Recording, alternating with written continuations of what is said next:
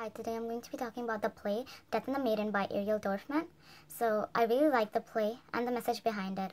The storyline was ambiguous and had different deep meanings of justice, revenge, and torture.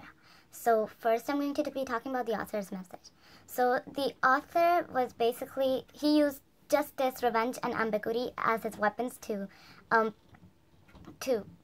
tell us about what happened in Chile during Augusto Pinochet's rule.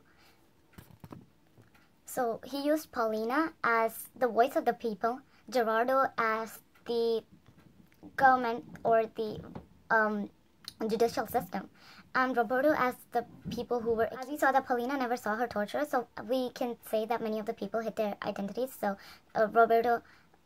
the people that Roberto represents are the people that might or might not have committed the crime.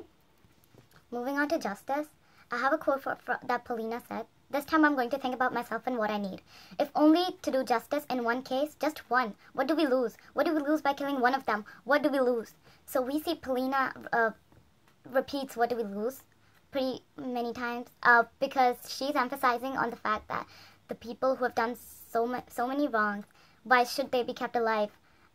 Why should she see him later in her life, just forgive him, let him go, and just meet him some place and say, "Hi, hello, how are you?" No, she does not want to do that. Even in the play earlier, Roberto as well mentioned that he believes that people should be executed, who have committed crimes should be executed. We don't know if he meant it or not because his character is kind of shady. But Paulina, for sure, her definition of justice transformed many times in the play. For example, first it was eye for an eye. Because Roberto raped her, she wanted Roberto raped as well, using a broomstick or some object of penetration. Paulina believes that a person who doesn't accept his or her crimes shouldn't live. She believes that if he doesn't repent, then he should not be a person who should live. And we see Gerardo, who always goes by the textbook because he's a lawyer, and he would always recommend something. He basically, in the whole play, he was not acting as in most of the scenes, he was not acting as Paulina's husband, but he was acting as a lawyer, and he was giving Gerardo his rights and even protecting him from Paulina.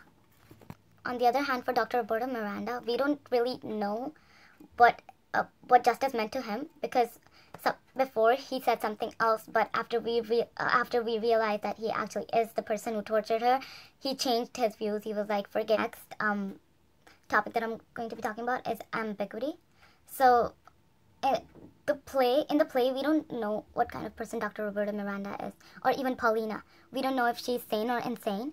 We don't know if the Chilean government will actually listen to her or not, if she actually approached them.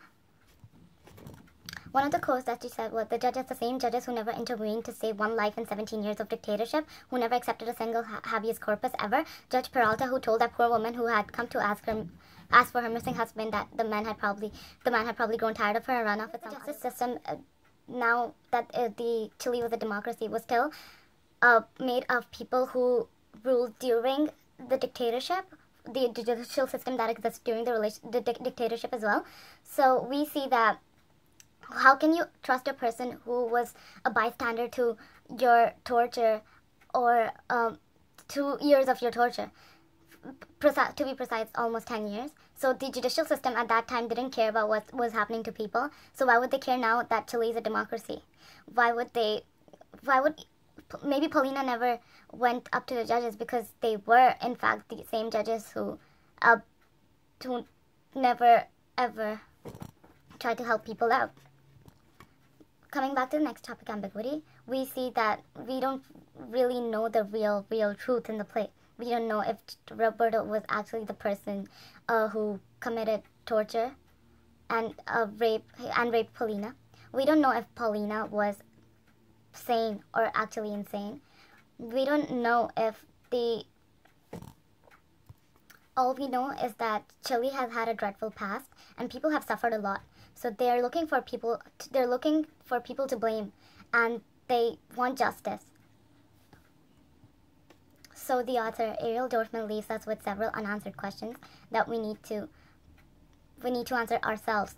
And what we answer changes the definition of justice, revenge, and even the author message differs from interpretation to interpretation. So I might think it's something else and you might not.